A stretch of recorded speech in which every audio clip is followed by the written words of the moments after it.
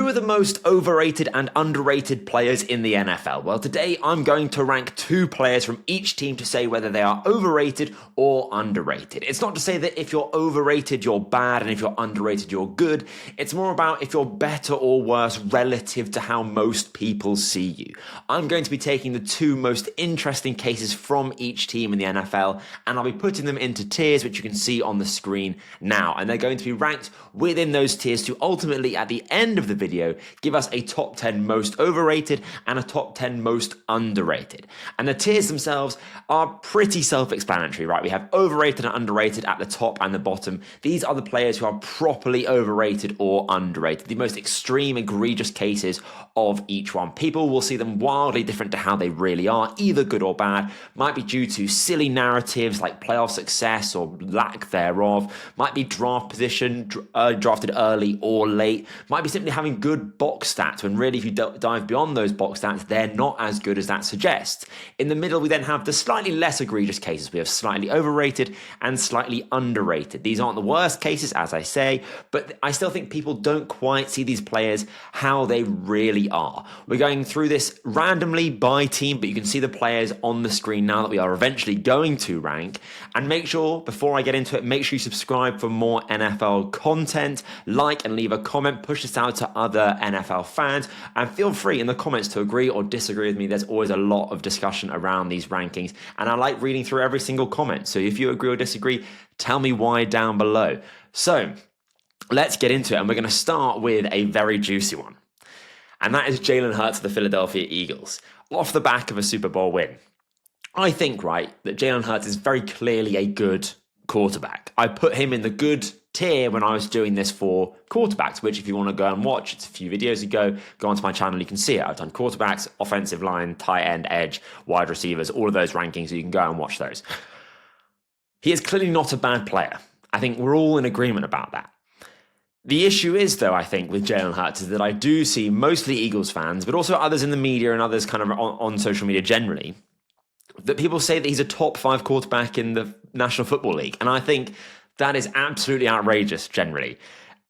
That is also, by the way, I put him deliberately first now because currently at the time of recording this on the 1st of August, there has, over the last couple of days, been a very big conversation on social media about who is better, Jaylen Herz or Cam Newton. And I think the fact that that question is even being asked shows how wildly overrated Jaylen Herz is currently being.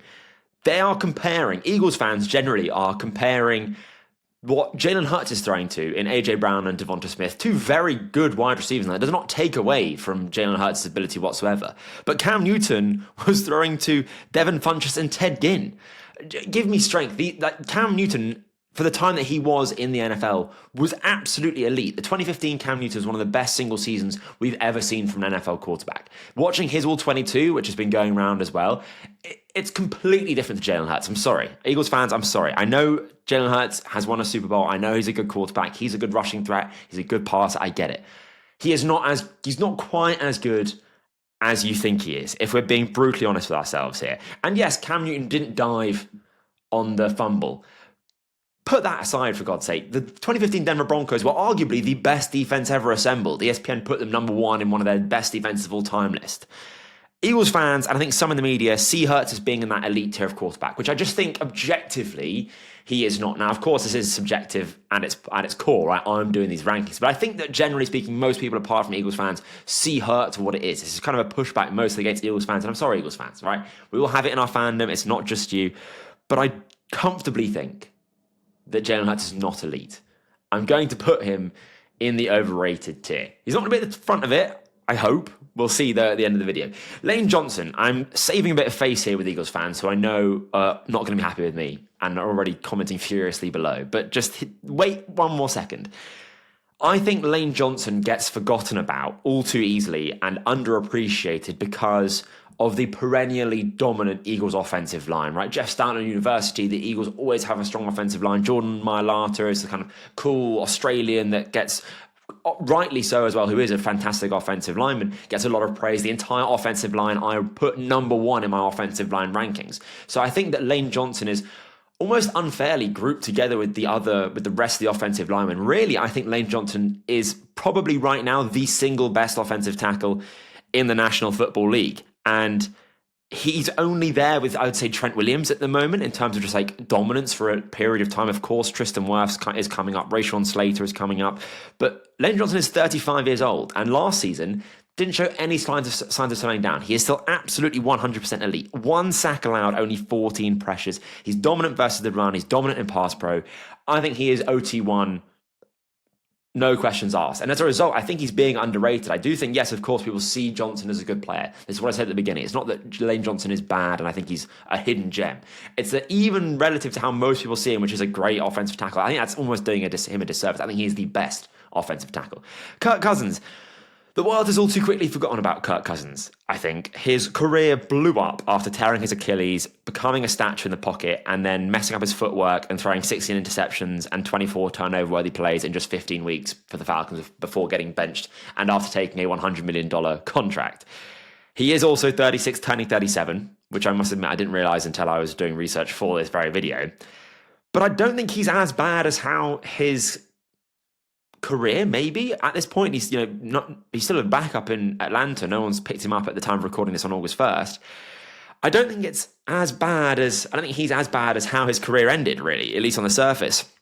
2 seasons ago, he was playing great football, and a team is surely going to need Kirk Cousins, right, this season. Like, surely there was only one decent quarterback in the draft this year in Cam Ward. That's simply not enough to answer the amount of quarterback questions around the league. I just kind of struggle to see a world whereby Kirk Cousins' career genuinely ends by him rotting on the bench in Atlanta. I think he's a starting level caliber quarterback, even, yes, with the lack of mobility at his age. I think he is being slightly underrated, and I would like to see him kind of save a team at some point, save their season. Drake London. He is underrated. He is one of the best wide receivers in the league. Again, people recognize that he's good. I don't think enough people recognize that he's on the cusp of elite, really. Definitely in the great tier. He's a way better route runner than he gets credit for. He's not inherently agile at his size, but he has great feet, great route salesmanship. He had 100 receptions for 1,100 yards last year, 12.7 yards per reception, 9 touchdowns, a very healthy 57.9% contested catch rate. I think he is comfortably a top 10 wide receiver in the league. He just doesn't really get the love he deserves. So I'm also going to put him in the underrated tier. Another controversial one here, TJ Watt. Like I said, I have deliberately chosen what I think is the most interesting examples. TJ Watt is definitely one of them. I'm not going to give my opinion just yet. I think you can probably imagine where I'm going with this, but I'm just going to tell you some stats. 2023, he had a 16.9% pass rush win rate. That was 16th. He had a 20.3% true pass set win rate. So true pass set is when it's just a pure rep on rep, one-on-one. It is obvious passing situation, no double team, no chip help. It is the edge rusher against offensive tackle.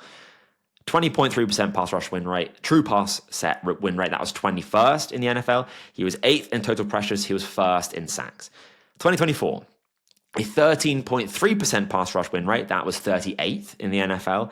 A 16% true pass set win rate, that was 48th in the NFL. ESPN had his pass rush win rate at 19%, which was 12 behind someone like Trot Robinson. He only had 57 pressures, and it was comfortably his worst year statistically. Now, TJ Watt was elite, right? In 2021, he was Defensive Player of the Year. He's been a 4-time All-Pro. He has the production and the tape of what is likely going to be a Hall of Famer. I just don't think he's elite anymore. He has the clutch factor, sure. He makes big plays in big moments in big games. He always comes up with a sack when the Steelers need a sack. It is a fantastic ability to have that. But I think beyond that, even in 2023, it's interesting that his actual stats weren't that great in terms of pass rush win rate, but he just had the most sacks. I think that's kind of what TJ Watt has been living off for the last few years, is the fact that he gets sacks, which, yes, obviously is important for a pass rusher. I'm not saying it isn't. But he, statistically and production-wise, he just isn't up to par anymore with the elite pass rushers in the NFL, with the Myles Garretts, with the Micah Parsons, with the Trey Hendricksons. He's just not on that level even. Offenses aren't terrified of him like they are the others. He's not double-teamed anywhere near as much as the elite pass rushers are. The Steelers should not have paid him the money that they just paid him. I think they should have tried to trade him. Yes, I know it's hard to let someone like that walk, but I think that's the right choice ultimately. It's legacy money for him, right? The fans love him. He was elite. He was great. He did deserve that money previously, but all of those are in the past tense. I don't think currently now he is anywhere near as good as basically Steelers fans see him. So I think he is overrated, and I think he's more overrated than Jaylen Herz, for what it's worth. Steelers fans aren't going to like that, I know. But again, I give with one hand, I take with one hand, and I give with the other, because Peyton Wilson, I think, is going to be the next Steelers defensive star. He was one of my favourite players in the draft a few years ago. He's incredibly fast, very agile, plays with that speed and agility, importantly. But he had a massive injury concern. He basically doesn't have a knee, which kind of took him off my board. And I really was not expecting Peyton Wilson to be much of anything because of that. The linebacker position requires you to not have knee problems, really. Somehow that just hasn't seemed to bother him at all. He is so fast, he's so physical, so quick to diagnose. He had a very good rookie season, which is really rare for a linebacker, where they're often targeted by modern passing attacks. There's so much going on with modern NFL offenses. To diagnose stuff as quickly as he does is absolutely wild. And he just looks like one of the better young linebackers in the league. I think he is very underrated for what he does. Comfortably in an underrated category for me. Zay Flowers, back-to-back 1,000-yard season, and I think he's just generally an underappreciated weapon. He had 467 yards after the catch. You can throw Zay Flowers the ball at the line of scrimmage on a wide receiver screen, and he can make 6 defenders miss and house it. You know, he's not someone like a Jamar Chase who can do that on a slant and kind of do it at any play, but Zay Flowers has the potential to break one of those plays out every game or so. He's really dynamic. I think he is a wide receiver 1.5, not that full one just because of his size and his limitations there, but I think he is a great wide receiver 1.5, better than a 2, not quite a 1. I mean, he had 18 missed tackles forced in 2024, which was 8th ahead of someone like AJ Brown. So I think people generally agree that Zay Flowers is good. I'm not going to put him in the fully underrated category, but I'll put him in the slightly overrated for now. Patrick Ricard. I got to show some fullback love, guys. And I got to show it to what I would argue the best actual fullback is in the league, and that is Patrick Ricard. The Ravens are able to do what they want to do, specifically in the run game, and then therefore offensively as a whole, because that's kind of what the Ravens offense is built on. They are able to do that because of Patrick Ricard and what he offers them. Modern NFL defenses are getting really light. They're prioritizing stopping the pass. They're trying to keep speed so that you can cover the faster receivers generally. Someone like Sauce Gardner, for example, a very good corner, is around the 190-pound mark. Derrick Henry, the Ravens running back, is 247 pounds. Already you've got a lot of man running at you when Derrick Henry's running the ball. What's scarier than 247 pounds running at you? Well, I would argue that it's 310-pound Patrick Ricard running at you and then Derrick Henry running at you. That is so much mass coming right at you, coming at someone who's generally less than 200 pounds for the most part. You've got, 550 pounds of man running right at you? That is just crazy. He has 495 snaps. He's on the field for a significant amount of time most games. Sometimes it's as high as 35 snaps a game. He embodies the Ravens' identity. Obviously, Lamar Jackson, Derrick Henry, Carl Hamilton, Roquan Smith get all the love, and rightly so. They're amazing players, elite in their own right as well. Nobody is willing to give Patrick Ricard his flowers, and I think he absolutely should, because he is so underrated. Arguably, I would say the most underrated player in the NFL. We'll see where he ends up at the end of the video. James Conner. He is the unsung hero of the Cardinals offense. When he went down versus Carolina in Week 16, they just could not move the football at all, and they lost in overtime. And really, Conner has come into his own in the last 2 years. Back-to-back 1,000-yard seasons. He's a downhill, hard-nosed, smash-mouth runner. Great at running through contact, fighting for the hard yards. He's not dynamic, not like a Bijan Robinson or a Jahmyr Gibbs, obviously. But he is very good at what he does. He's 5th in missed tackles forced at 53. He's 4th in runs of 10 or more yards. I think people know that he is good, so he's not fully underrated. But I think people don't quite appreciate just how good he really is. I'll put him at the top of slightly underrated as well. I think more so than Zay Flowers. Kyler Murray. This is kind of what I was hinting to at the beginning of the video with like kind of silly narratives surrounding players. NFL meme pages have a lot to answer for here with the Call of Duty and the size jokes. Of course, yeah, I get it. They're there to make jokes, but I think that's kind of infected the mainstream discussion around Kyler Murray, really, for the most part. Yes, he's hot and cold as a quarterback. There's definitely things you can critique Kyler Murray for being, but I think his highs are very high, and I think people just kind of see him as a bit of a joke almost, unfortunately. I am a Kyler Murray truther. I think his physical tools and the arm and the rushing ability are great, and when Kyler plays to the best version of him, he can be comfortably a top 10 quarterback in the NFL, I think. We saw that in Week 2 versus the Rams, for example, this year, but he is very inconsistent, to say the least. And 2024, he wasn't getting through his reads. He was nowhere near on the same page with Marvin Harrison Jr. That was a bit of a disaster. Regardless, though, I do think that Kyler Murray is a slightly underrated player. More so than Kirk Cousins, I think. Because I think Kirk Cousins is, yeah, I think that's definitely fair. Edgerrin Cooper, the linebacker for the Packers, he quietly broke out last year as a rookie, but not enough people are talking about him. He's instinctual, he's aggressive, but not overly aggressive. He's powerful as a blitzer, he's quick in chasing down the ball carrier, he's got fantastic sideline-to-sideline speed. I think, honestly, in his range of outcomes, I can see him being a potential future All-Pro. Maybe not this year, but maybe the year after that. Because again, linebacker is a really difficult position to play in the NFL. But Cooper seems to be taking to it incredibly, incredibly well. I think the sky really is the limit for him in this Packers defense. He can rush the pass, he can cover, he can stop the run. And he's going to play even more this year as a player who has now proven his ability and proven his potential. He's put on 20 pounds more of muscle this offseason. That will help him as well, and how he plays the game. I think he's incredibly underrated. I think he's up there for me with Patrick Ricard, generally speaking. Jordan Love, a very interesting case, I think. He got paid for being a top 7 quarterback, which he looked like he was capable of being in 2023. He had 37 big-time throws, which was 3rd in the NFL, but he didn't quite play like that in 2024. He only had 17 big-time throws and had a higher turnover-worthy play rate. A big-time throw is a tight window throw deep down the field, and a turnover-worthy play is basically something where you kind of put the ball at risk. It might get tipped by a defender. It might be a dropped interception, whatever it might be. It doesn't mean an interception, doesn't mean it resulted in a turnover, but it means that you're putting the ball at risk. And that's important, I think, when you're looking at someone's big-time throws going down and their turnover-worthy plays going up. He has unreal arm talent. I mean, I'm a Texans fan. When he threaded that ball in the game against us across the middle of the field, in between the defender's hands, basically, it looked like it was an impossible throw. I still don't really know how it happened, but the arm strength allows him to fit balls into incredibly tight windows. But he makes, I think, pretty egregious mental errors. 3 interceptions against Philadelphia, one where he misdiagnosed a zero blitz, another was a fade where he just didn't put enough on it. And those mistakes, I think, are really stopping Jordan Love from being the best version of him, really. He has that kind of Jameis Winston devil on his shoulder every single play. Going like, throw it, Jordan, throw it, you can make it.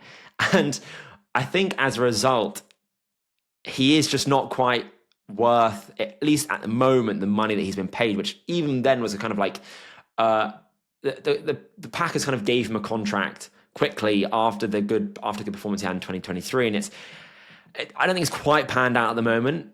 Obviously, quarterback contracts kind of age better as they get on, but I just think that the way the Packers run their offense, which is run heavy, it's run first. 1st and 10, very few teams ran it more on 1st and 10 than the Packers, and really what that shows, and they're not a strong run team. They're not the Ravens, for example. Really what it suggests is they don't really trust Jordan Love to not make a mistake on 1st and 10 and put them behind in terms of game script. So I think there's potential there, but I do think he's slightly overrated at the moment. The first one is slightly overrated, no less. Dalton Kincaid. He was kind of promised to be the next great receiving threat tight end. Problem is, though, tight end might be a bit of a generous position to define him as because he can't block. And I don't think he's overly dynamic either as a receiver. He's not the game changer on offense on a team which is kind of screaming out for a receiving game changer, really. And he's got Josh Allen as his quarterback. He's not on a bad team. He should be able to produce and do more than he is, I think. I don't think he's bad. I just don't really think he's been worthy of his first round draft position. So I am going to put him in slightly overrated as well with Jordan Love. Khail Shakir. Absolutely electric slot receiver. Yes, I do think the Bills are still crying out for like an out-wide big body threat, but their shifty slot, slot receiver that box has been checked. That spark plug slot receiver has been checked, and that is Khail Shakir. I think more people should be recognizing Shakir for what he is, which is a really, really good receiver. I think maybe because he's smaller and was drafted late, people think he's not that good. He's really damn good. He was sick last year. He had almost 1,000 yards, 995 yards. 704 of those yards came after the catch. That was 2nd in the NFL. He was 11th in total receptions. He's tough. He's shifty. He pinballs off tackles. He is definitely underrated. Definitely underrated. It's those three at the moment, Ricard, Cooper, and Shakir, are definitely the biggest three. Bryce Young. I am a Bryce Young truther. He had an awful start to the season, some of the worst quarterback play I've ever had to endure. But since week 9, he massively turned it around. 22 big-time throws in the final 7 games. That is so many. He looked so good against Kansas City, amazing against Tampa Bay, brilliant against Atlanta. And now he's got Ted McMillan, the first-round wide receiver, my wide receiver 1 in the draft. The offensive line is good on paper. I think it's going to get better with better quarterback play. I think we are kind of coming around to the idea of Bryce Young being better than he was at the beginning of last season. So I'm not going to put him in fully underrated, but I think he is still kind of being slept on a bit. Like, I think he's going to look good this year. Like, good, legitimately good. Xavier Legette, he was the first pick in the second round of last year's draft. And as a result, came with the expectation of being the potential wide receiver 1 of the team. He's a big-bodied receiver, lots of potential, lots of opportunity as well on that offense. He just had massive drop issues. 8 drops for a 14% drop rate. He literally lost the game against the Eagles with a dropped touchdown, basically. He didn't live up to the expectations at all. The warning signs were definitely there. He was a 5th-year breakout, which when you're in college playing against 18-year-olds or someone that's in their 20s, the game is just, it's different, right? You're bigger, you're faster, you're stronger. When you get to the NFL, that is not the case. And you haven't had a baseline of good production before you were bigger, faster, stronger, before you got older. I think he's clearly better suited to the wide receiver 2 role, but I do think he's kind of still being slightly overrated, dare I say. So he's going to go in that category. Shamar Stewart, he is finally training with the team after finally signing his rookie contract. That was an absolute mess. I've spoken about it enough, though. I don't think he's being overrated by fans necessarily, but I do think he's kind of being overrated by the Bengals themselves. The Bengals are in a Super Bowl window. Right? They've got Joe Burrow, the quarterback. They've got Jamar Chase and T. Higgins, their wide receivers. But they drafted a project at edge in the first round when they need edge help immediately. It seems like Trey Hendrickson, despite all odds, might actually be with the team this year. He is now back training. He's not getting the $50,000 fines, whatever, per day for not coming to training camp. So that might actually get done. But even so, you still needed a good edge rusher opposite Trey Hendrickson. And Shamar Stewart might eventually be that, sure. But he had 4 sacks in the last 2 years at Texas A&M. He's definitely not that right now. And so to draft a project when you're in a window at a really important position like edge doesn't really make sense to me. He's got all the physical tools in the world, incredible athlete, but has none of the mental understanding of rushing the passer. So I think he's being overrated by the Bengals organization. Orlando Brown, he was meant to be kind of the Bengals offensive line savior. I think the Bengals have just never had a good offensive line with Joe Burrow, it seems, which is crazy because if they did, he is so good, but this isn't about him. He has, though, this is Orlando Brown, has had his 2 worst years of his career in Cincinnati. 2023, 59 pressures, 7 sacks. In 2024, he missed a pretty decent amount of time and was not great when he was healthy, allowing 20 pressures and 3 sacks in limited time. I think he is being slightly overrated. He is not that savior of the offensive line at all. Denzel Ward, Sauce Gardner, Derek Stingley, and Patrick Surtain all get more acknowledgement, all get talked about more, I think, because they play on better teams. The Browns' defense is always good and has been good now for years.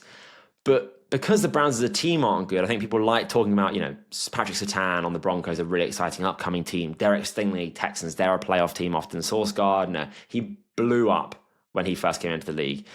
Denzel Ward, I think, is kind of on par with those guys. Maybe not quite that tier, just maybe a little bit of a step down, but nevertheless, he doesn't get spoken about enough. I think his patience in off-man coverage is second to none. He's got great eyes. He doesn't, he's reading the wide receivers' hips, not their shoulders. He's okay with being in uncomfortable positions. He's quick to close on the route when it becomes clear what the route actually is. I think he is a top 5 corner, and he isn't viewed as such. So as a result, I do think he is underrated, and I think he's more underrated than Lane Johnson. Jerry Jeudy. He had 1 good season last year with the Browns. Other than that, throughout his career, he's been a middling wide receiver. I think arguably a bust relative to where he was drafted. The Broncos need wide receivers, and they didn't want to go and pay Jerry Jeudy, which says quite a lot, I think. Now, he could definitely prove me wrong this season and get another 1,000 yards and show me and other people that are questioning his ability that, no, he is actually the receiver that he is in Cleveland last year. But I just don't... I'm not going to believe it until I see it, really. So for the time being, I'm going to say that he's kind of being slightly overrated at the moment for the Browns. Dak Prescott. Another example where NFL meme pages have blood on their hands, I think. Dak is a good quarterback. I think if you can't admit that to yourself, then you've kind of got either some what's the word I'm looking for? Like some cliche Cowboys views. Of course, it's fun to hate on the Cowboys. I enjoy it like everyone else. It is a funny narrative. But I think if you think that Dak isn't good and you're like, oh, another quarterback that can't do anything in the postseason for the Cowboys, I think that's doing him a disservice. I think we can do better than that in terms of our discussion around quarterbacks. Yes, the Cowboys have done niche in the postseason, but that doesn't mean that Dak is bad. And that's not the last time I'm going to use this defense, by the way, for what it's worth. I think he's an overhated quarterback. I think he was legitimately and rightly an MVP candidate in 2023, so only 2 years ago. He had a big-time throw rate of 5.9% and a turnover-worthy play rate of just 2.2%. Both of those stats relatively are brilliant, fantastic, if not elite.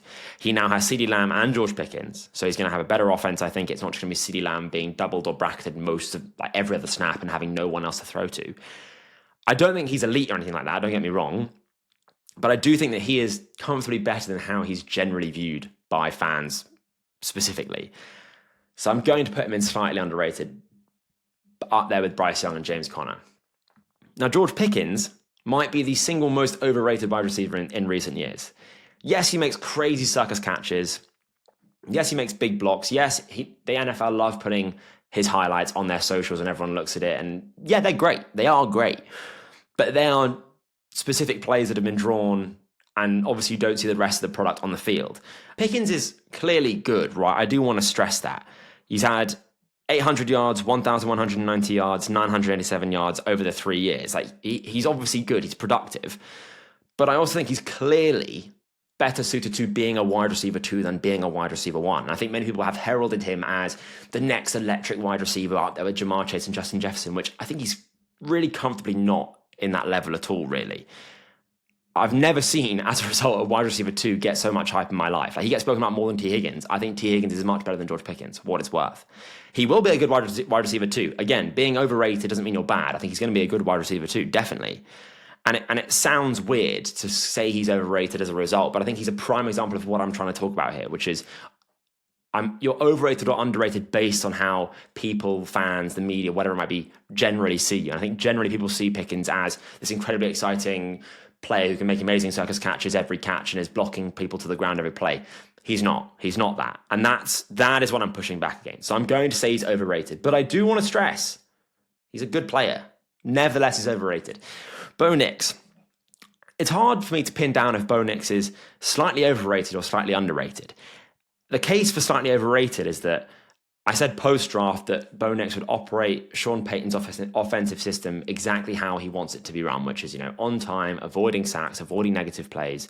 And he did that, be efficient, don't get sacked. And he did that, absolutely. He avoided the sacks really well, especially. He was 39th in pressure to sack rate. Pressure to sack rate is simply how often are you sacked when you're pressured. And you want to be able to evade the sack, right? That's a drive-killing play if you're sacked. Being pressured is fine, not great, but you can deal with that as a quarterback. And he was really good at that in Oregon as well. And he is behind one of the top 2 offensive lines in football. So there's a case that he could definitely kind of be that kind of system guy. However, the case for slightly underrated, though, is that I think being a system quarterback is always seen, quote unquote, is always seen as being negative. Really, that's what the Broncos needed, right? They needed someone that could operate the system. He is a rookie quarterback who is, obviously going to play within the confines of the offense. Not everyone's going to be Patrick Mahomes throwing sidearms and rolling out of pockets. You need your quarterback to just do what his job is, really. And I just push back on the idea that system quarterback is always negative. And he was a rookie quarterback who objectively had a good rookie year. If he builds on that this year, I think he can eventually become the system in a bit of a way that Brock Purdy is for the 49ers, who we'll talk about a bit later. So I think he's kind of almost being a bit slept on. I think people are too quick to explain away Bo Nix's success last year as the system quarterback malarkey. I think we all talk about Michael Penix and JJ McCarthy more than we're talking about Bo Nix, when I think Nix has shown comfortably more than both. So I am going to put Bo Nix in the slightly underrated category. RJ Harvey, though, he's being massively overrated by his own team. A huge reach at 60th overall. I've said it before and I'm going to keep saying it. It was a loaded running back class. If you wanted speed and dynamism, take Jaden Blue in the 5th, where he eventually went to the Cowboys. To draft him at 60th overall, wild to me. Yes, he's got legit track speed, even though he only ran a 4.4. And yes, he's explosive. Yes, he's got that big play threat. But he's got bad play strength. He can't work through contact or get the hard yards. He's only effective in space, so kind of has to be schemed up in a lot of ways. He's not got great vision, and he's a terrible pass blocker. And we have seen rookie running backs just get completely sidelined because they're not good pass blockers. Someone like Sean Payton, who is going to value his quarterback not being sacked, isn't going to put RJ Harvey out there, I hope, if he's going to get Bo Nix killed because he can't pass protect very well. He's a second rounder, so he's going to see usage, and he's got Audric Estime. But I think that generally speaking, the Broncos running back room is the worst in the NFL right now. And I don't think it's that close at all, really. It's the cheapest one as well, unsurprisingly. I'm happy to admit I'm wrong if he pops off. I will happily eat my words. But the fact that he was drafted early does not mean that he's definitely going to be good, right? NFL teams make mistakes all the time. So that does not vindicate any RJ Harvey fans out there. He's definitely overrated for me. Definitely overrated right now. Up there with TJ Watt for me. Caleb Williams. He had a bad rookie season, right? I'm making no excuses. He held onto the ball for way too long. His time to throw was over 3 seconds. It went up to over 3.8 seconds, or was 3.8 seconds rather, on play action throws under center. The point of play action is that you fake the handoff to bring the linebackers down, and then you throw over the top of them. If you hold onto the ball for 4 seconds, the linebackers get back to their depth, and the ball is a lot harder to throw because the linebackers are in all the passing windows. So yes, Bears fans go, oh, he only had 6 interceptions. It's one of the best interception rates of a rookie. That doesn't really matter, right? He only had that few interceptions because he couldn't throw the ball, because everyone was being covered all the time. So I don't subscribe to the idea that only 6 interceptions means that he was really good. There are much more stats that should suggest otherwise, right? But in his defense, there were 3 different play callers in his first year. The play calling itself was diabolical. The play design was atrocious. We had wide receivers running to the same spots, being covered by one single defensive back, freeing up another. It was an absolute nightmare. It was drawn up by someone that almost had never seen a game of football in their lives, right? The offensive line was horrible. The coaching was simply non-existent. The narrative pre-draft, though, from people is that, Caleb wasn't good. He paints his nails. He wears dresses. If you're one of those people that thinks that he's not good because he paints his nails and wears dresses, then you need to go out and touch some grass. And I say that with all the kindness and, from the heart here. Like, you've got to change that, because that is a crazy way of looking at things. He was elite in college. I think to say otherwise, you're just lying, really. You didn't watch the tape. He plays a style of football which, yes, isn't immediately translatable to the NFL. Of course, he plays like Patrick Mahomes, which is how offensive coordinators and coaches do not want their quarterbacks to play generally, unless you have the talent to back it up. I think the talent is there for Caleb Williams. I think he is being underrated, generally. I know that a lot of people are saying that, but nevertheless, I still think that Caleb Williams is being underrated. So he's going to go at the top end of the underrated tier. Dandre Swift, on the other hand, though, me and Dandre Swift have a one-way beef. He doesn't know I exist, and he's a relatively successful NFL running back. I get it. I'm at YouTube videos. He's getting paid hundreds of thousands of dollars. But I have to speak my truth. And that is that I think he's so uncreative. He's so undynamic. 3 yards per attempt isn't good enough. He has 1.8 yards after contact per attempt. That's below league average as someone that should be better than that. Second worst rush attempts per broken tackle at 36 rush attempts per broken tackle. That is a crazy high number in the modern NFL to not be able to break tackles like that. I don't think he's as good as his box score suggests at all. Yes, he gets the yards. Yes, he gets the touchdowns. But I think someone like Roschon Johnson, who's on the Bears team, would do a lot more with less, frankly. And I think Kyle Monangai would be a better bruiser in the backfield. I think Dandre Swift is so overrated, it hurts. He might be first for me. I think Dandre Swift is so overrated, guys. Jared Goff, I'm going to do some reflection here, because it's not just about fans and the media and social media. I'm also thinking about how I have previously viewed these players. And to Mr. Goff, I'm sorry. I've long thought that he just simply wasn't a good quarterback, that he was always propped up by the offensive scheme. And that might have been true at one point in LA, but even then, he was able to duel Patrick Mahomes in Monday Night Football in one of the best regular season games of all time. And in Detroit, he was cast off to the Wolves and then came back leading the pack. He's been a good quarterback since then, I think, in Detroit. He has revived his career. Yes, of course, playing with Ben Johnson absolutely helps. But that doesn't change the outcome. That doesn't change what he now is, which I think is a good quarterback. He's hyper efficient. He's generally kind of mistake-free football kind of quarterback. He keeps the offense on time and on schedule. And I think his lack of physical tools and how his career started has blinded me. But since then, he has turned it around. He is good. I underrated him. He is going in the underrated category as a result. Like I said, self-reflection is important. I can admit when I'm wrong. Jameson Williams, though, is a very interesting wide receiver, someone whose career did not start on the right foot whatsoever at all, was being very readily called a bust, and deservedly so with how it was going. That was not an unfair label at all. However, he had his resurgence last year in a big way. He was great with the ball in his hands, big speedster, great deep threat. He has all the hallmarks of what he looked like he could offer as a rookie coming out a few years ago. He looks like that kind of receiver. And apparently all the buzz is out of hype, out of training camp right now, which, of course, got to take with a grain of salt. It is training camp. Everyone looks the best they've ever looked. Everyone's in the shape of their lives. But I think Jameson Williams could be poised for an even bigger year than he had last year.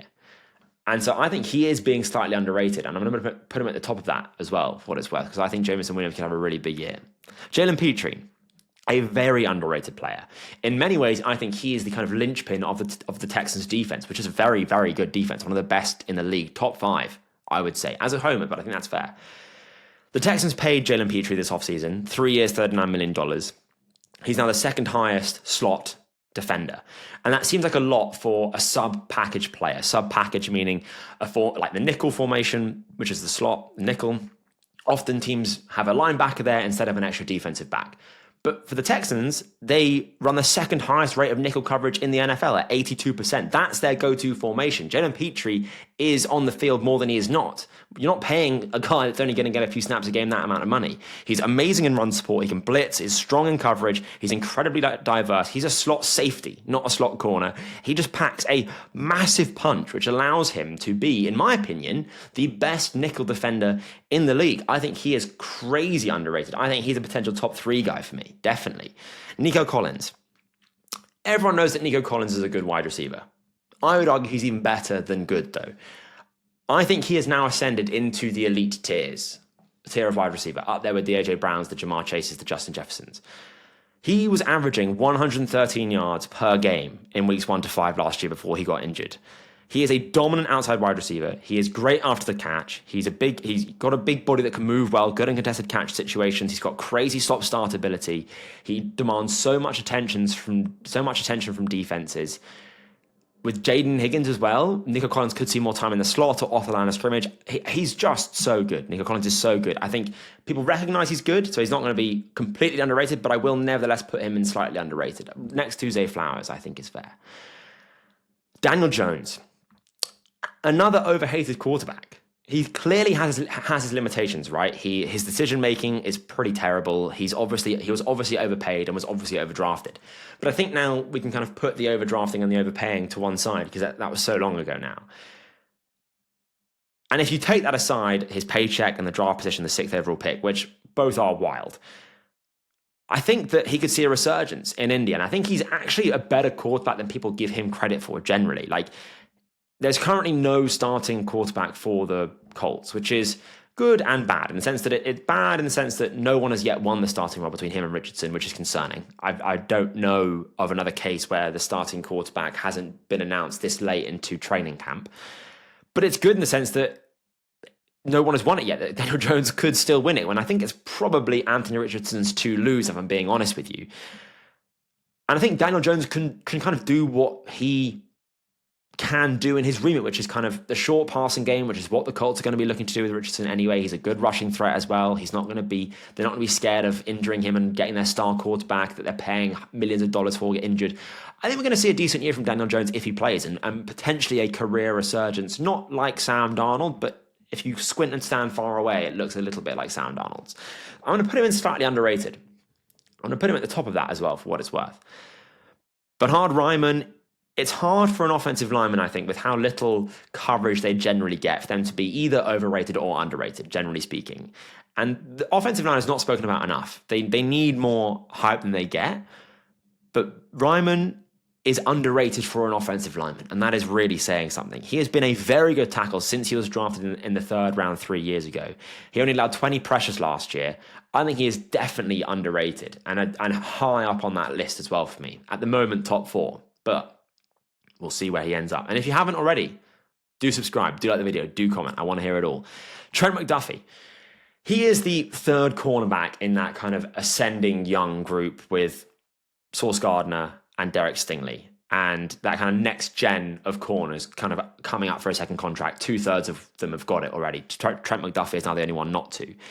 In 2022, that was the first draft I covered in any kind of real depth, and I loved Trent McDuffie coming out. It took him a year or two, but he was elite last year as a boundary corner, as an outside corner, and after playing in the slot for the first 2 years. I think he's definitely better suited to being an outside guy. However, that versatility of being able to play inside or outside in the slot or out wide is really useful. It allows him to kind of follow a certain receiver if needs be. He's really sticky in coverage. He's been so good in the playoffs. He had that pass breakup against Deebo Samuel in the Super Bowl a few years ago in the end zone.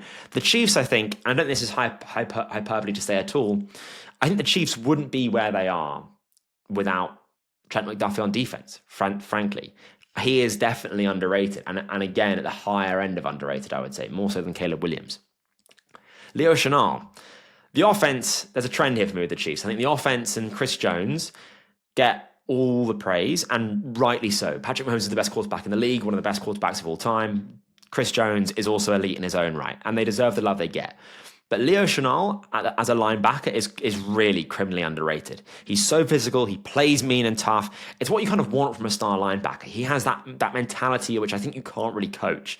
He is fantastic in run defense. He plays a thankless role in the Kansas City Chiefs defense. He's so versatile. You can line him up anywhere. He's even played QB spy on Lamar Jackson for an entire game. Just standing there with your eyes on Lamar Jackson, which would be a stressful role, let me tell you that. And he just, last year was able to blow out protection on a field goal to keep the Chiefs' undefeated streak going. Like that's the kind of player Chanel is. Like special teams, defense, wherever you need him, he's going to play. He's going to play it really well. I think he is also very underrated. And I'm actually going to put him next to McDuffie for what it's worth, because I think they are in the same vein of defensive players underrated on the Chiefs. Gino Smith. I've said it before. I think I've said it in so many videos now. So forgive me if you've listened to all of it, but I'm going to say it again for those of you that don't know, because most of you that are watching this video aren't actually subscribed to me and are first-time viewers. So if that's you, subscribe. Gino Smith, though, is underrated. He has arrogant arm talent. I love that way of describing Gino Smith. In 2024, he was 10th in big-time throw percentage at 4.5%. In 2023, he was 3rd in big-time throw percentage at 6%. In 2022, he was 3rd in big-time throw percentage at 5.4%. He is consistently one of the better kind of deep ball throwers into tight windows in the NFL out of any of the quarterbacks, Mahomes and Lamar. He's consistently one that is up there every single year, year after the year. Yes, last year he wasn't great in the red zone and did throw 15 picks. Someone commented on my TikTok video that he was a turnover machine. The offensive system last year was terrible, and his turnover-worthy play rate was only 15th in the NFL. That was not a problem. He kind of got maybe a little bit unlucky with interceptions, actually, relatively to other quarterbacks. The Seahawks offensive coordinator got fired. The offensive system was terrible. I'm not putting that on Gino's feet. I'm going to put that at the offensive coordinator's feet. And he's not just a feel-good story. I think that people think that, he's found his career, it's on the rise, he's a feel-good story. Gino Smith is a good NFL quarterback, a very good NFL quarterback. I would argue a top 10 NFL quarterback. I think he is underrated 100%. Definitely a top 10 guy ultimately. Jakobi Meyers. He is one of the most underrated players in the NFL as well, actually. He's not a flashy player. He was an undrafted free agent. I think you'll see a theme if you haven't already, especially later, where draft position can follow you round, either positively or negatively, late or early draft picks. And Myers is unfortunately one which kind of falls victim to, if this guy was drafted in the second round, we'd be talking about Myers all the time. But because he was a UDFA, played for the Patriots in their kind of transition years, kind of bounced around the league a little bit, not had 1,000 yards until last year. We don't talk about him enough, but he is such an unsung hero for what he does. It is crazy. Yes, he's not a plus athlete. Yes, he's got no elite physical tools, but he's got the mentality. He does the dirty work. He goes over the middle of the field all the time, a thankless role. He has a 63% contested catch rate on his career. That is bonkers. Having a 50% is really good on your career. 63%? Crazy. For not a plus athlete, not plus physical tools. He's got that dog in him. And he gets his job done. He consistently puts up good stat lines. Doesn't blow you away, but yeah, for the first time last year was his first 1,000-yard season. I think he's a good route runner. He can play outside or in the slot. I think he is so underappreciated and underrated. I'll put him, more so than Trent McDuffie, I would say, actually. Cam Ward, man. Never has a first overall pick been spoken about less. And Titans fans, I'm sorry for that, because it's a disservice to Cam Ward. Yes, he was a QB1 in a weaker quarterback class. QB1 by omission almost of any other half-decent first-round quarterback talent. But nevertheless, I think he has the potential to make the Titans a significantly better football team. And I think that he was the choice at first overall for the Titans and the right one. And yeah, it might not be immediately this year because it's a rookie quarterback on a weaker team. But I do think that he has that in his range of outcomes. He can be someone that I could see being a top 10 quarterback in the league eventually with the physical tools, how he plays the game, the big game hunting, the really strong arm. He's a good threat on the ground, a good athlete. And we've seen really positive reports from training camp as well that they have their guy. He's going to make mistakes, but he can play himself out of those mistakes, which I think is the most important thing about him, which is what Will Levis could absolutely not do. He just kind of imploded before our eyes.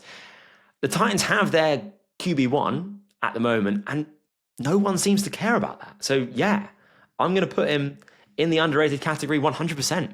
And I would like him to end up as a top 10 guy, but we'll see at the end of the video. L'Jarius Sneed, he was a very good cornerback for 3 years for the Chiefs. Went to Tennessee and then was dreadful and then got injured. And cornerback is a very high variance position, right? You have one bad season doesn't mean you're going to be bad.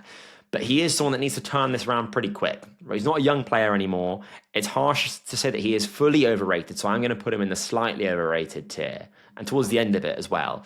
But I do think it's fair to put him in there considering what the Titans were expecting of him. And maybe he'll bring that this year, but at the moment we do not know. Christian Gonzalez, an underrated cornerback, fell to 17th overall, man. This guy's underrated from the beginning. He was drafted 70th overall behind Emmanuel Forbes, who one of the worst first overall picks ever, considering that Christian Gonzalez was on the board and he's now no longer with the Commanders. He missed time in his rookie year, but really hit the ground running in his sophomore season last year. He looked like the player that he was promised he could be in college. He's shown that he could be a top 8 cornerback in the NFL. He's still only 23 years old. He gets to have an entirely healthy offseason now, and he's building on what was a very promising 2024 campaign.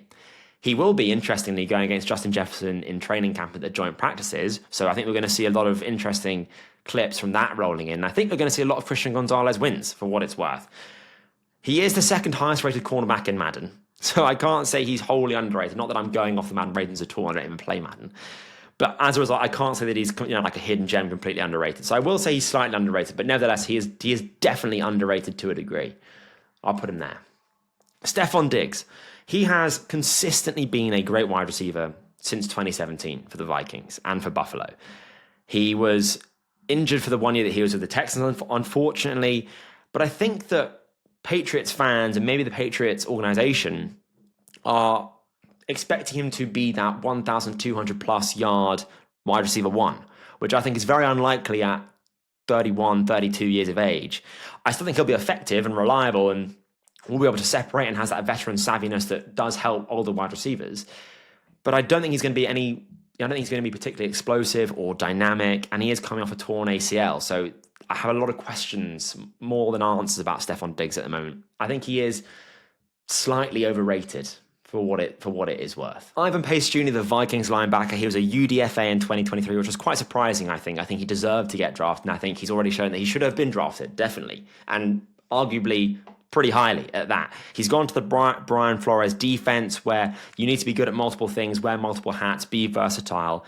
And he can absolutely do that. He is amazing in run defense and he's really great at rushing the passer. He's that high energy kind of like roaming linebacker at the line of scrimmage who's just like a nuisance. He's always there. He's an absolute menace at the line of scrimmage. He is definitely underrated. Generally speaking, the kind of the scheme is king for the I'm going to put him next to Trent McDuffy and Leoch. Generally, the scheme is kind of king in Minnesota. They don't really have like stars defensively necessarily, apart from maybe one or two, obviously. But Ivan Pace Jr. is a really good player, man. JJ McCarthy. It's kind of hard to say either way with McCarthy. Quite a lot is expected of him. He is kind of expected in many ways to take the Vikings to a Super Bowl, which is a lot to place on the shoulders of a rookie. But they went to the playoffs last year. They are ready to compete. They have a great head coach in Kevin O'Connell. They have a great defense with Brian Flores. They have great offensive weapons with Justin Jefferson, Jordan Addison, and TJ Hawkinson. They have a good offensive line. They've invested heavily in that this offseason. It is kind of now, this is the window, and it's kind of unfortunate that has coincided with them having a rookie quarterback. And yes, it's not his rookie year, but he played, two preseason games last year? He's essentially, his rookie year is now. And he needs to take on a very high volume passing offense, which he did not play in college, right? He came from Michigan. That was about defense. That was about the run game. McCarthy is it going to be expected to pass like 500 times this season? And I don't think he's quite got that in his locker. And I think that people are expecting the Vikings to win 12 games. And for a rookie quarterback to win 12 games, that is a lot of damn games. That is a lot of games. And they're almost definitely not going to win 12 games with JJ McCarthy. Not because I think he's going to be bad at all, but because that's so difficult for a rookie quarterback in a really strong division to win that many games. I think he's kind of being overrated at the moment. I'm going to put him at the back end of overrated because he's expected to win an unfair amount of games. I think it's unfair on McCarthy to have those expectations of him, personally. Malik Neighbors.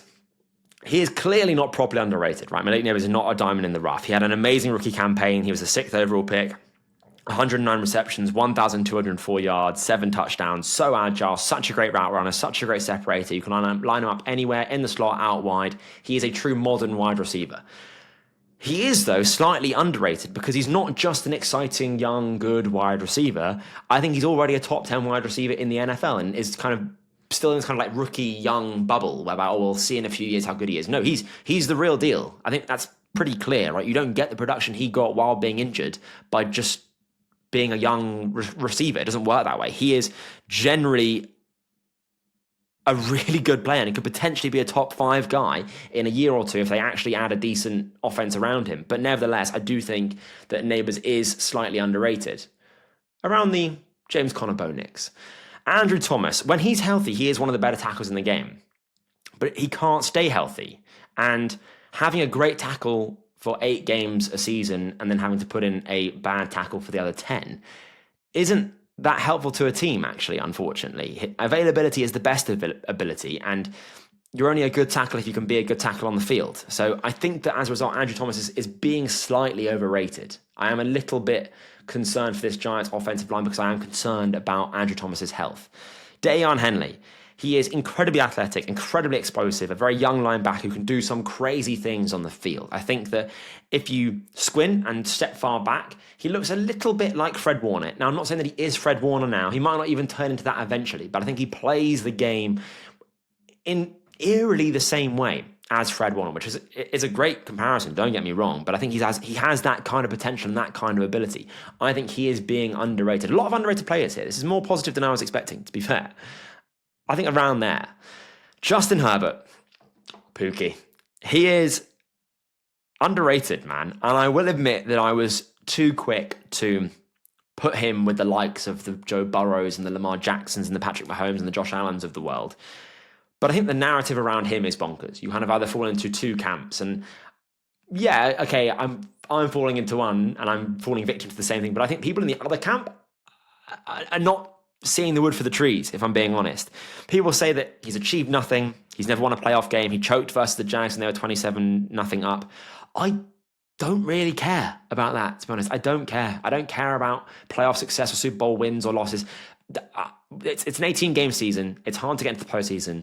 It's hard to beat good teams. And I think when you've got a head coach like Brandon Staley, who is incredibly incompetent, it's even harder to win games. And I don't think that's Justin Herbert's fault at all, really. I think his physical traits, his arm talent, his arm strength are top 3 in the league with Mahomes and Josh Allen. I think his ability to hit a cover 2 hole shot over the cornerback in front of the safety is better than anyone in the league. He has consistently had NPC receivers. Yes, he had Ladd McConkey last year, who was absolutely brilliant. But that's one guy. And he's had consistently bad coaches. I know he's got no playoff wins. I don't care. It's a team sport, even at quarterback, where you can decide the most. I'm not resolving him of any guilt.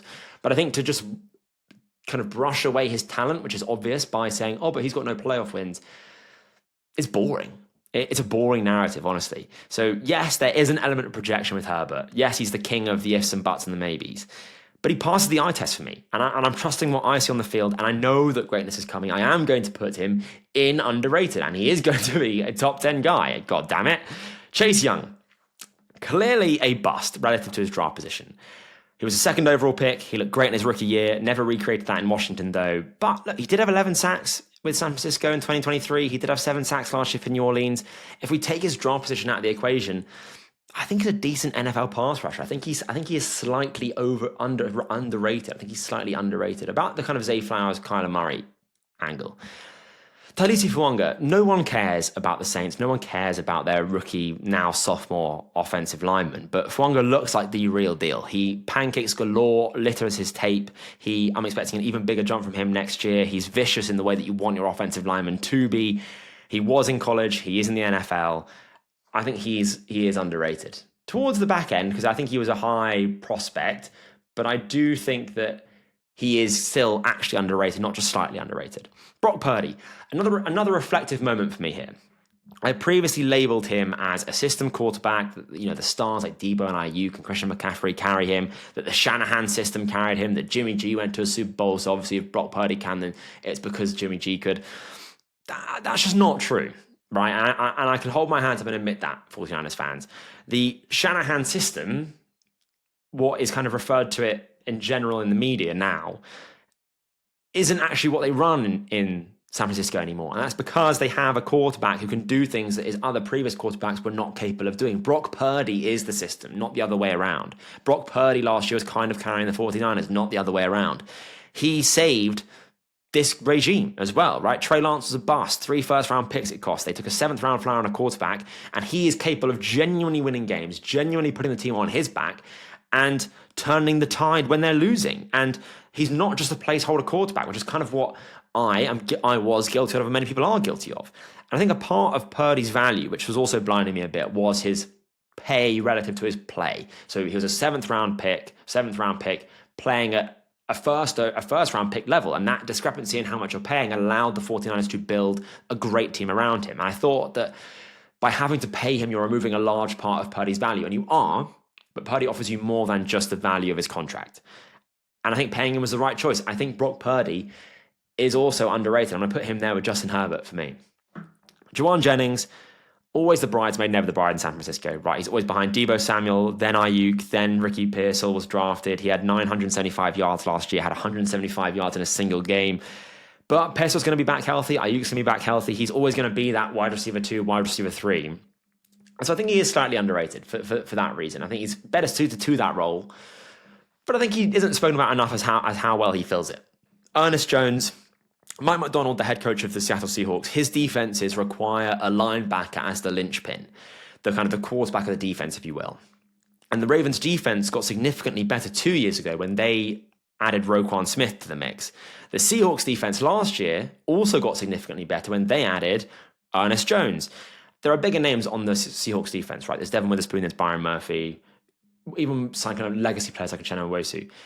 But Ernest Jones, in that middle linebacker role, wearing the green dot, he communicates the defensive play calls. He is definitely underrated. Definitely underrated. I'll put him about the Denzel Ward level, I would say. Abraham Lucas. I've seen Seahawks fans saying that their left side of the offensive line is okay because they've got Abraham Lucas and Gray Zabel on that side. I think Zabel definitely. I loved Zabel coming out. I'm less sure about Lucas, though. He is unfortunately trending in the wrong direction. He was great in his rookie season for a 3rd rounder. Looked like he was an absolute steal. But since his rookie season, he's missed 62% of his games. He's only had less than 700 snaps in the last 2 years. He's got chronic knee problems. Availability, as I said, for Andrew Thomas is the best ability. And I think it's a bit of a make or break season for Lucas. And I'm not really sold. I think he's slightly overrated at the moment. I'll put him there with Orlando Brown Jr., another offensive tackle. Marshall Lattimore. This guy was known, or at least I know him for those hard-fought physical matchups. New Orleans versus Tampa Bay against Mike Evans. Fists flying, ejections, physical football. What you tune in for, right? A bit like who was the Panthers cornerback and the wide receiver that he went against? Anyway, you tune in to watch those kind of duels. And he was traded away to Washington, who are looking to contend. They were going to add a great cornerback instead of, obviously, the Emmanuel Forbes disaster.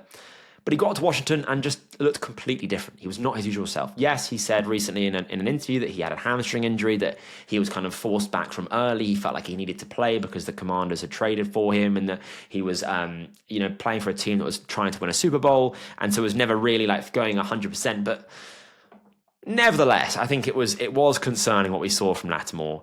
He's definitely been a good corner, but I feel like he's never been a consistently great corner. He'll start the season with the first 3 weeks going for only 47 combined yards in 3 games. But that doesn't really last whole season. So I'll put him at the end, but I think he's kind of slightly overrated at the moment, Marshall Lattimore. Deebo Samuel. His calling card previously was explosiveness and like dynamic yards after the catch or running with the ball ability. He's turning 30 now, though. And I think he's definitely lost a step or will continue to lose steps and hasn't really been able to recreate the highs of that 2021 season. That was kind of the flash in the pan for him, not that kind of mark of greatness. And he was going to continue to be that year after year. He's now at Washington. There's issues at the time of recording this, August 1st. There's issues with Terry McLaurin. He's requested a trade if he's not going to get a new contract. He cannot be a wide receiver one. Deebo Samuel cannot be a wide receiver one. We saw that last year in a short amount of time in San Francisco. He doesn't have the route running, the separation ability to be a number one receiver on a team. He's kind of like a good gadget guy, right? I think that the Washington Commanders might be seeing him as being a potential wide receiver one, which is why they're not looking to sign Terry, because I would sign Terry McLaurin right away if I was them. So I'm going to put him at the back end as slightly overrated as well. Brandon Stevens. The Jets have signed him to a 3-year, $36 million deal. He was comfortably the worst cornerback in the league last year, with a bullet. He was absolutely terrible. He almost tanked the entire Ravens defense, the entire Ravens season last year. They became the best defense in the league last year after getting rid of Brandon Stevens, having to rework the entire defense. He was terrible. I can't mince my words about that. He was terrible. He allowed the most yards in coverage at 906. He was regularly getting burned. The Jets defense has been at its best when it has a strong CB2, right? DJ Reed, Sauce Gardner. If Brandon Stevens is your CB2, you're in a world of trouble. A world of trouble. I think that's gonna end in tears. It's gonna end in tears with Brandon Stevens. The Ravens fans will know what I'm talking about. The Jets front office, though, clearly does not. Why are you giving a guy that amount of money after coming off the season he came off? Wild to me. Absolutely overrated. Probably a top two for me at the moment, considering the money that he's being paid. Allen Lazard. Why the hell is Allen Lazard slated to start for an NFL football team in the year of our Lord 2025? Our lads currently have him starting in the slot. Maybe Arian Smith could compete for that job. Maybe Malachi Corley, but he was a healthy scratch last year. And Arian Smith doesn't fill me with confidence either. But someone has to beat out Lazard for that spot, surely, right? He is just simply not good. Like, I feel like no one's defending Lazard. There's no like Lazard truth is out there. But still, man, he's got to be slightly overrated. He just has to be, because I'll put him at the back end of it, because again, I don't think that many people are rating Lazard, but good grief, man. He is not good.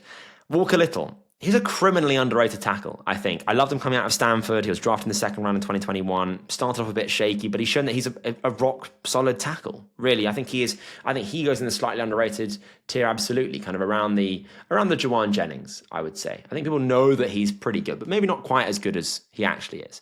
Trayvon Walker, this is an interesting discussion. I think Trayvon Walker is a bust. Relative to his first overall pick position and Aiden Hutchinson going after him, I think he's a bust.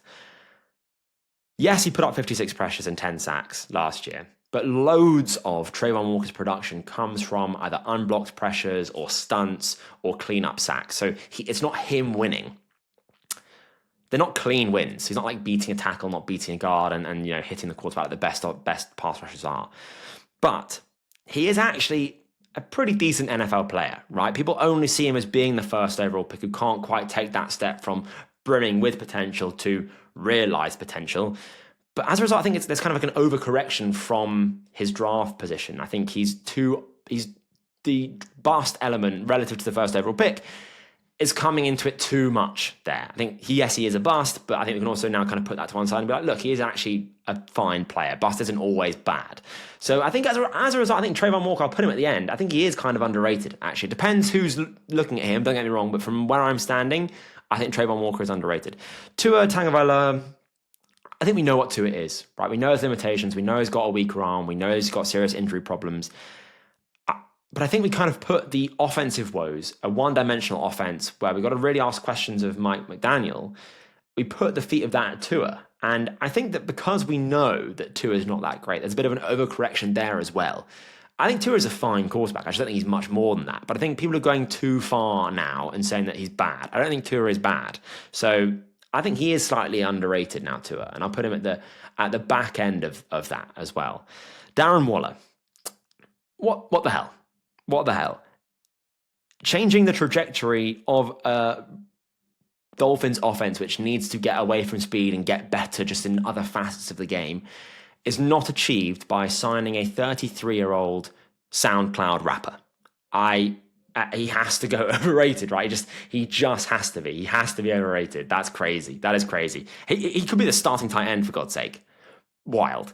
Tristan Wirfs, generally recognised as one of the better tackles in the league, but I think people aren't appreciating that he is elite, that last year he didn't allow a single sack and only allowed 13 pressures. He is so good.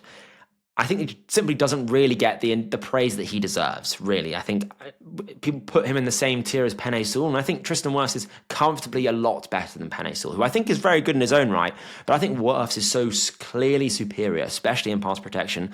I think he is going to be the best offensive tackle in the league once Lane Johnson and Trent Williams hang them up, potentially at the end of this season for both of those guys. So I think Tristan Wirfs is being slightly underrated. Again, I'll put him in the back because I think people know that he is very good, but I do think that he's better than even people think. Cody Mork, second round in 2023, struggled as a rookie. He allowed 8 sacks and 57 pressures in his rookie year. I feel like as a result, people kind of wrote him off. But he bounced back in a big way in 2024. He only allowed 19 pressures and 2 sacks. He became a nasty guard, which is what you want your guards to be. He's got 2 missing front teeth. He's got long ginger hair. He looks like a guard. I love that. I think he could become one of the better young guards in the league as well in 2 or 3 years. So I think he's being slightly underrated as well, more so obviously than Tristan Wirfs. I'll put him around that Zay Flowers line. And then finally, our final 2 players, Matthew Stafford.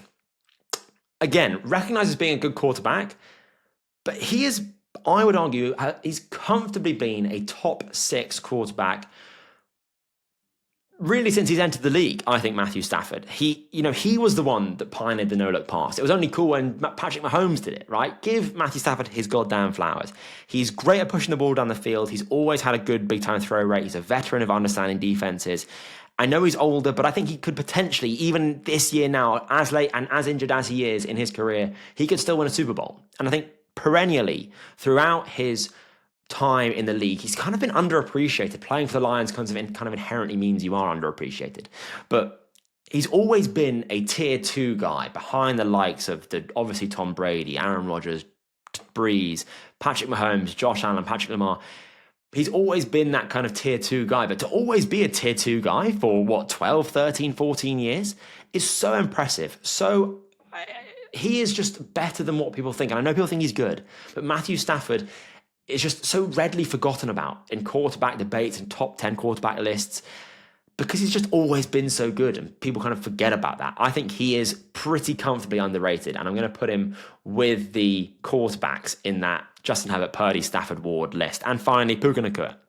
Like I said a few moments ago, draft position follows you like a shadow. I think people still view Nacua as being this, surprisingly good 5th round player. Oh, great. He's one of the best wide receivers in the league. I put him in my wide receiver rankings. I had him at wide receiver 7 behind only Amon-Ra St. Brown.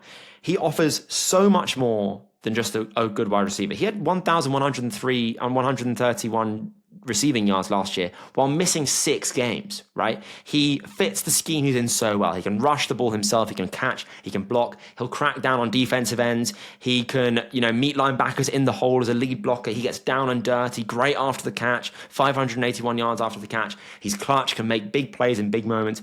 People know he's good. So again, he's not going to be fully underrated, but people aren't appreciating that he's that good. Like, he is that guy. I think he is slightly underrated and at the top of that as well for what it's worth. So we now have our top 10 most underrated and our top 10 most overrated players. Let's start with overrated. At number 1, the most overrated player in the NFL for me is Dandre Swift. 2, Brandon Stevens for the Jets. 3, Darren Waller. 4, TJ Watt. That's going to annoy some people. 5, RJ Harvey. 6, Jaylen Herz. That's also going to annoy some people. I'm going to have to go into witness protection after this. 7, Shamar Stewart. 8, George Pickens. 9, JJ McCarthy. And 10, Jordan Love. Wow. That's a list, man. I feel like I've still done some business there. Yeah, there's a few kind of easy ones in there, Darren Waller, for example. But I think I'm speaking my truth. I'm speaking truth to power. My 10 most underrated players in the NFL: Patrick Ricard, Edgerrin Cooper, Jalen Petrie, Gino Smith, Bernard Ryman, Justin Herbert, Brock Purdy, Matthew Stafford, Cam Ward, and Jacoby Myers are my top 10 most underrated players in the NFL. But let me know, what do you think? Are there players that I've missed out entirely? Are there players that I've ranked wrongly, you think, in this list? Where should I have them instead? Let me know all of your thoughts in the comments below, whether you agree or disagree. I do love to hear them. Please do like the video, and if you haven't already, please do subscribe for more NFL content. It does really help me out make more of these videos. But I've been your host, Dom Corbs. This has been Corbs NFL. I'll see you on the next video.